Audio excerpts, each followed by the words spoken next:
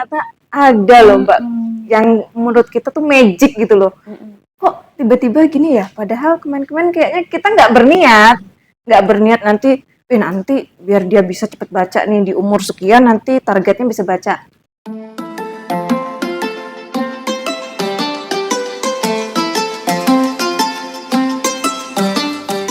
Hai Sobat Perpus, kembali lagi bersama Ngerepek, ngonten bareng Perpustakaan Kuburaya. Nah, episode kali ini sehubungan dengan adanya World Read a Lot Day, ya, yang tanggal 1 Februari diperingatinya, kita di Ngerepek ini mengundang salah satu pegiat Read a Lot, yaitu Mbak Reni. Jadi Mbak Reni sudah ada di sini. Sapa dulu Sobat Perpus kita. Assalamualaikum. Waalaikumsalam warahmatullahi wabarakatuh. Oke, jadi Mbak Reni ini merupakan salah satu dari pegiat Read a Lot Kuburaya, ya, juga merupakan salah satu penggagas dari Read a Lot Kuburaya. Jadi Read a Lot Kuburaya itu komunitas tentang Read a Lot, ya. Iya. Benar ya, Read a Lot. Ini pakai bahasa Inggris jadi ngomongnya agak belibet, mohon maaf ya itu ya. Iya. Jadi Mbak Reni, sejak kapan sebenarnya komunitas itu ada? Kalau komunitas Read a Lot sendiri itu kita bentuknya itu tahun 2021 sekitar bulan April. Tapi kalau Read a Lot Indonesianya sendiri itu sudah ada sejak tahun 2020 Mbak. Jadi belum terlalu lama sebenarnya. Iya, sebenarnya masih terbilang baru sih ya. Tapi alhamdulillah untuk di Read a Lot daerah itu udah cukup banyak. Ya. Kenapa Mbak sampai merasa harus bikin Read a Lot Kuburaya? Nah, itu ya sebenarnya awalnya saya sendiri juga nggak tahu nih Mbak, Read a Lot itu apa sih gitu kan. Karena kayaknya asing ya, bahasanya bahasa Inggris. Iya betul. Read a Lot gitu kan. Sebenarnya bahasa Indonesianya apa? Membaca nyaring. Nah, kemudian banyak yang nanya, membaca nyaring, teriak-teriak. Nah, kalau misalkan tadi Mbak Vivi nanya, kenapa perlu sih dibentuk gitu kan? Karena saya merasa bahwa anak saya sendiri merasakan itu loh dampaknya dari seringnya saya membacakan nyaring kepada dia gitu kan. Nah, saya jadi ingin nih, yuk kenapa perlu gitu kan? Ayolah bikin supaya anak-anak lain merasakan itu dampaknya. Jadi supaya Read a Lot itu semakin dikenal ya, jadi makin banyak yang menerima manfaatnya. Yang lebih itu manfaatnya. Jadi Mbak, tadi kan Mbak Reni ceritain nih tentang Read a Lot Kuburaya. Komunitasnya udah. Sebenarnya Read a Lot-nya sendiri itu apa? Nah kan kita tadi Mbak Reni bilang ya, kayak mungkin baca nyaring, bacanya teriak-teriak. Mungkin itu salah satu orang yang bertanya. Iya, iya Mbak. Gitu ya. Kebanyakan itu seperti itu. Kalau kita bilang Read a Lot, apaan tuh Read a Lot gitu kan? Membaca nyaring. Teriak-teriak gitu kan, ngapain bacanya bisa teriak-teriak untuk anak gitu kan, emang anaknya nanti marah-marah gitu kan. Nah, Read a Lot itu sebenarnya kegiatan membaca dengan bersuara. Nah, kalau misalnya kita membaca untuk sendiri kan biasanya kan cukup di dalam hati gitu kan. Nah, kenapa bersuara? Karena yang kita bacakan ini anak. Nah, emangnya anak gak bisa baca? Nah, Read a Lot itu penting dibacakan untuk anak yang belum mengenyam pendidikan. Nah, itu sangat disarankan. Karena apa? Karena dia itu menstimulus gitu. Menstimulus anak itu nanti untuk bisa berbicara, kemudian dia mendengar, nanti akan dia mudah membaca, kemudian punya keinginan untuk menulis. Nah, di situ pentingnya, Mbak. Banyak ya manfaatnya Read a Lot. Nah, itu tadi, Mbak.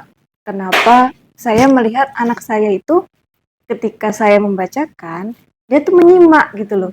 Dia menyimak. Nah, kemudian nanti suatu ketika dia menemukan sesuatu gitu ya, terus dia bilang, Bu, kemarin tuh kok mirip-mirip kayak yang di buku ya. Oh, ternyata dia merefleksikannya seperti itu gitu kan. Oh, ternyata dia jadi mikir ya. Tadinya kan saya pikir emang bayi tahu apa sih gitu kan. Awalnya gitu loh Mbak. Kayaknya nggak cuma Mbak Reni deh mikir kayak gitu. Saya juga emangnya anak bayi udah paham gitu ya. Emang udah ngerti diceritain ya. Ternyata gitu. Ada ya. Ternyata ada loh Mbak. Yang menurut kita tuh magic gitu loh. Kok tiba-tiba gini ya. Padahal kemarin-kemarin kayaknya kita nggak berniat nanti biar dia bisa cepet baca nih di umur sekian nanti targetnya bisa baca. Enggak seperti itu. Jadi saya melakukannya tuh ngalir aja gitu kan, ngalir bacain aja gitu. Supaya tadinya saya mikirnya gini, anak bayi itu selain tidur, selain nyusu apa sih? Jadi kayaknya hari-harinya tuh banyak yang Gitu aja. gitu aja monoton gitu kan. Nah, sayanya sendiri bingung kan. Cobalah bacain buku. Tadinya saya nggak kenal sama sekali tuh sama Read Aloud. Bacain buku aja gitu kan. Bacain. Nah, ternyata anaknya tuh kayak menikmati gitu kan. Dia menikmati tuh ketika kita bacain buku tuh dia lihat gambarnya gitu kan. Walaupun dia belum ngerti lah huruf segala macam, dia hanya lihat gambar. Kemudian dia dengarkan kita gitu kan. Ternyata dia kayak nagih gitu kan. Ketika dia misalnya udah bisa merangkak, dia meraih tuh bukunya. Terus kayak mintain kita baca gitu kan. Oh, ternyata dia suka dong berarti dengan aktivitas ini gitu kan. Nah, kemudian mulailah beli buku gitu kan. Dengan ibaratnya ya, maklum ya Mbak, buku anak-anak itu terus terang eh, bukan masalah kita mampu nggak mampu, tapi niat gitu ya. Kalau misalnya ada niat, udah ngumpulin, ternyata kebeli gitu kan. Nah, sukanya kita ketika kita beli, kita punya, terus anaknya ternyata juga suka, itu tuh kayak Kepuasan tersendiri ya Mbak itu Egi, Mbak, ya, benar. saya rasakan itu benar. Jadi kayak kita milihin buku, ini kan kita seleksi terus anaknya suka minta dibacain berulang-ulang tuh, biarpun apa ya, berulang kali nih bisa lebih dari 10 kali lo baca buku itu satu buku. Tapi kita senang ya. Awalnya saya juga mikir Mbak, saya aja bosen gitu kan, kok buku ini gitu kan. Tapi dianya tuh suka, dan ternyata itu tuh pengulangan tuh ternyata dia belajar di situ. Diulang-ulang, bukan dihafal sih. Kita sampai hafal, kita otomatis anak bacain terus sampai tiap halaman. Nah, ini habis ini gitu. Sebelum gue buka halamannya kita udah tahu sih ya, benar. Bacain anak sih kayak gitu. Nah, tadi kan kalau misalnya dari Mbak Reni cerita ya, ada dia mulai meraih buku, dia mulai bisa bacain buku. Jadi buku itu sebenarnya terbagi untuk usia sekian, ada contohnya nggak tuh sih? Ada Mbak, jadi bayi itu bacanya buku yang seperti apa, kemudian dia naik ke balita, balita gitu. Ada tahapannya Mbak? Ada Mbak, jadi kebetulan saya bawa contohnya. Nah, ini buku ini buku bantal sih sebenarnya ya, jadi ini memang khusus untuk bayi. Jadi kalau misalnya bayi itu kan dia masih apa ya Mbak, kita khawatirnya kalau misalnya bukunya kertas disobek. Terus kalau misalnya tebal nanti kena ke mukanya gitu, melukai kan. Jadi kita pilih buku yang bantal ini, dan ini kan kayak menstimulus dia kan apa ya, ringan, kemudian apa kok lembut, dia belajar apa tekstur gitu kan. Nah, kemudian dia bisa melihat bahwa kalau yang ini kan kebetulan ini dari Rabbit Hole, itu memang brandnya udah ini ya. Kemudian dia bisa kita bacakan bahwa di sini ada kalimatnya tuh cukup 2 kata, tapi dia tahu bahwa ilustrasinya ini menggambarkan aktivitas dia gitu kan. Dia bangun tidur, kemudian dia mandi, kemudian makan sebagainya. Ini aktivitasnya bayi lah ya, bayi lah gitu. Dan ini cocoknya untuk bayi itu karena dia lembut, nggak gampang rusak. Nah, kemudian ada yang ini juga. Nah, kalau yang ini nah, kalau yang ini nih high contrast. Ini high contrast, jadi hitam putih, karena bayi itu kan dia kemampuan melihatnya itu masih terbatas jaraknya, walaupun menurut kita mungkin dia bisa ngelihat loh, padahal dia lihatnya masih buram-buram. Nah, berbeda ya. Beda. Nah, kalau ini nih membantu karena penglihatan bayi itu masih seputar yang kontras hitam putih. Nah, kalau misalnya kita stimulus dengan ini, dia akan perkembangannya tuh lebih cepat gitu. Kalau ini ya, Kemudian kalau yang ini untuk sekitar usia 2-3 tahun gitu sih sebenarnya, kayak sama lagi ini dari Rabbit Hole. Nah, ini nih ada fiturnya, bisa dibuka, bisa ditutup gitu. Jadi anak-anak tuh suka gitu loh, padahal cuman judulnya ya Cilukba, seperti apa yang kita lakukan sama anak kan. Ya ciluk Mbak, sebenarnya tapi dibukukan. dibukukan. Jadi ini anak belajar tentang ibaratnya depan belakang, atas bawah. Nah, seperti itu kan kita kan ada nih kenapa anak kok belum bisa membedakan B sama D gitu Iya ya. betul. P sama Q misalnya kan. Karena tuh dia belum konsep depan belakang belum paham ternyata. Atas bawah ada loh ternyata gitu seperti ya. itu. Oke, saya baru tahu ini ilmu baru juga bagi saya. Iya. Jadi pengaruh juga yang mengetahui depan, belakang, atas, bawah dengan pengenalan huruf. Iya, Seperti bener itu. Mbak. Ternyata tuh menurut penelitian tuh kenapa anak belum bisa membedakan huruf B sama D karena kan posisi Ya kebalik ya. kebaliknya gitu kan. Betul. Ternyata dia tuh belum bisa membedakan depan belakang. Nah, Ini baru. ternyata dengan kayak gini nih kan ada adegan yang ayahnya bersembunyi di apa? Ayahnya mencari di atas Iya, dan di bawah. Iya. Nggak ada. Nah, konsep atas dan bawahnya ini di apa? Di setting dengan adanya tangga. Oh, kalau tangga itu ada naiknya ya. Kalau turun berarti di bawah. Nah, seperti itu ternyata konsep atas bawah juga diajarkan di sini. Bukunya bagus sih. Ini Nah. buku Rabbit Hole. Saya punya sih sebenarnya. Cuma saya baru tahu kalau ternyata pengaruh juga ke Iya, Mbak. jadi ini atas sama bawah gitu. Nah, kalau yang ini juga ada kayak buku taktil ya. Jadi anak-anak yang bayi kayak udah bisa Meraba ya. apa tengkurap gitu kan daripada dia tengkurap cuman tengkurap doang gitu kan. Jadi distimulus aja lah gitu kan. Kayak ini kan ada bulu-bulunya, kemudian ini ada yang ada kasar, ada halus. Iya, betul. Nah, kalau ini nih kasar gitu kan. Ini juga termasuk tahapan ya, Mbak. Karena kalau kita bicara bayi itu sensorinya juga harus perlu kita asah gitu ya. Karena kayak kenapa anak nggak mau makan makanan yang lembek? Oh, ternyata dia orang jijian gitu. Ternyata ada gitu loh. Dan melalui buku-buku yang sekarang ini buku-buku ini udah gimana ya? Ini sih Mbak kayak yang bisa terbuka sendiri gitu, kayak pop up gitu kan. Jadi tuh apa ya? Seperti dia tuh nanti belajar mikirin, kok bisa ya? Kok bisa gitu kan? Nah, ini baca ini juga ini ya membantu dia untuk analisis sebenarnya. Iya, berpikir gitu Mbak. Ya. Dari buku banyak sekali manfaatnya. Jangan lupa ajarin anaknya membaca. Bukan ajarin ya, ajak anaknya membaca. Kenalkan dengan aktivitas membaca. Karena memang membaca nyaring ini bukan tujuannya supaya anak bisa cepat membaca. Karena kan kadang ya gini ya, orang tua tuh ngebet nih ngajarin A, B, C ya abjad gitu kan. Nanti biar usia sekian nanti kamu bisa baca gitu kan. Nanti SD tuh udah nggak pusing-pusing lagi. Iya. Tapi ketika dia masuk fase akademik, dia mengalami yang jenuh, nggak mau membaca karena apa tadi? Ini nggak dibangun rasa keinginan dan kesukaan menyenangkan itu. Jadi tidak menyenangkan karena dipaksa. Tapi kalau membaca itu dibuat aktivitas, jadi kayak tadi kan kalau dari ini kesimpulan saya ya, maksudnya dari yang Mbak Reni jelaskan, berarti aktivitas itu kan nggak bisa anak sendiri, harus bersama orang tua. Nah, jadi ada bonding juga antara anak dan orang tua, akhirnya menjadi aktivitas yang menyenangkan. Karena anak usia itu kan sama orang tua nempel ya. Iya Mbak, karena kayak permen karet gitu. Kalau usia 0 sampai 1 tahun tuh pasti yang dicari pasti ibunya. Pasti itu.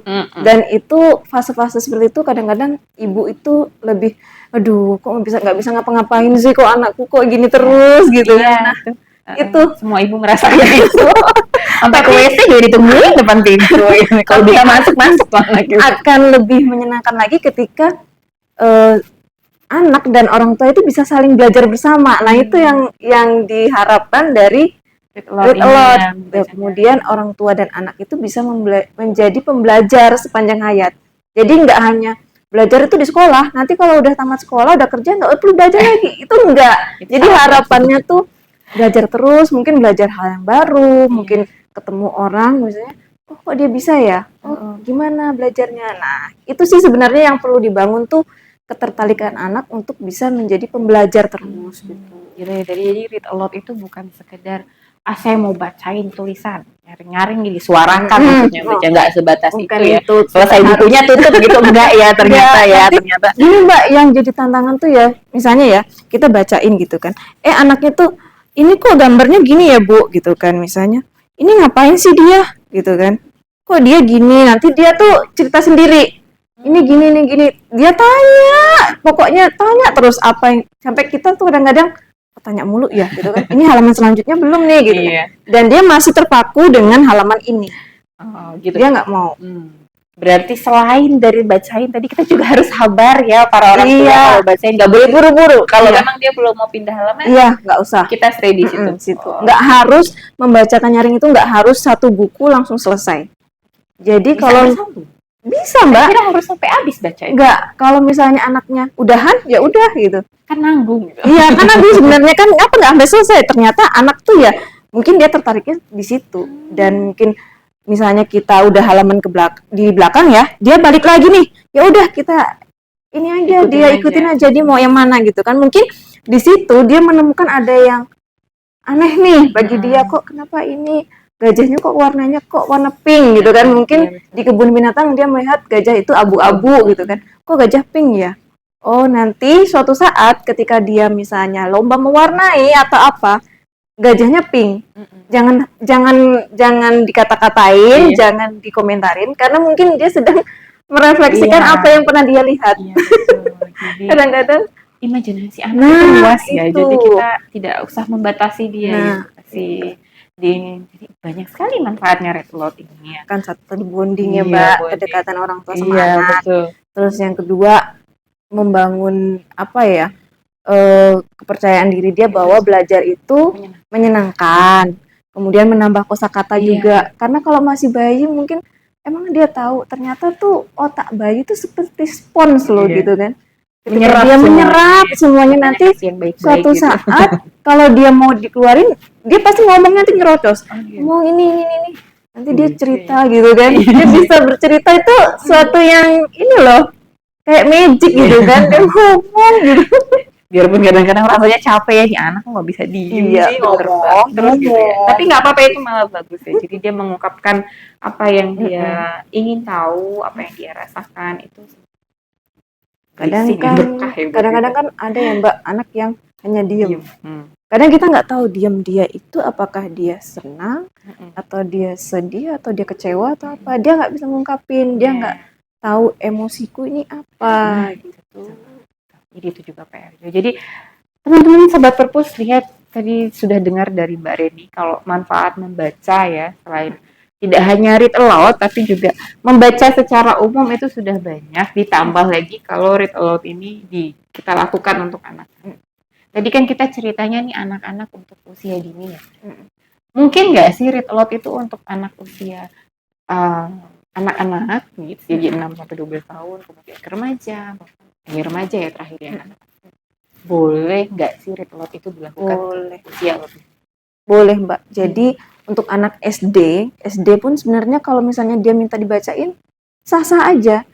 Biasanya kan kalau misalnya anak SD itu udah bacaannya yang nggak banyak gambar gitu kan. Kalau anak yang prasekolah mungkin banyak gambar, ilustrasi. Nah kalau misalnya anak yang itu mungkin dia udah baca yang banyak tulisannya dan minim gambarnya gitu kan. Tapi kalau misalnya dia ingin orang tuanya bacain, nah orang tuanya dengan kerelaan mungkin ya udah bacain, karena memang nggak ada batasan usia kalau kita mau membacakannya. Berarti bisa untuk semua kalangan ya, begitu.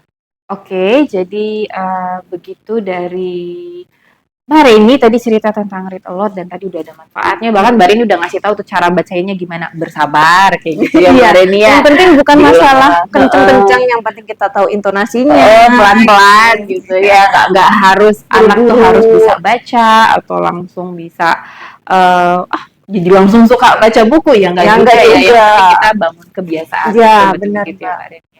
Gitu Sobat Perpus dari Mbak Reni tentang read aloud, dan terima kasih sudah bercerita di Ngerepek. Agak panjang episode kita kali ini karena manfaatnya banyak ya. Nggak apa-apa ya Sobat Perpus, bersabar nontonnya sampai selesai karena banyak banget manfaatnya. Terima kasih Mbak Reni sudah hadir di Ngerepek episode kali ini. Mudah-mudahan bisa segera tayang dan Mbak Reni bisa nonton supaya Sobat Perpus bisa segera. Ya, siap. Terima kasih. Bye-bye.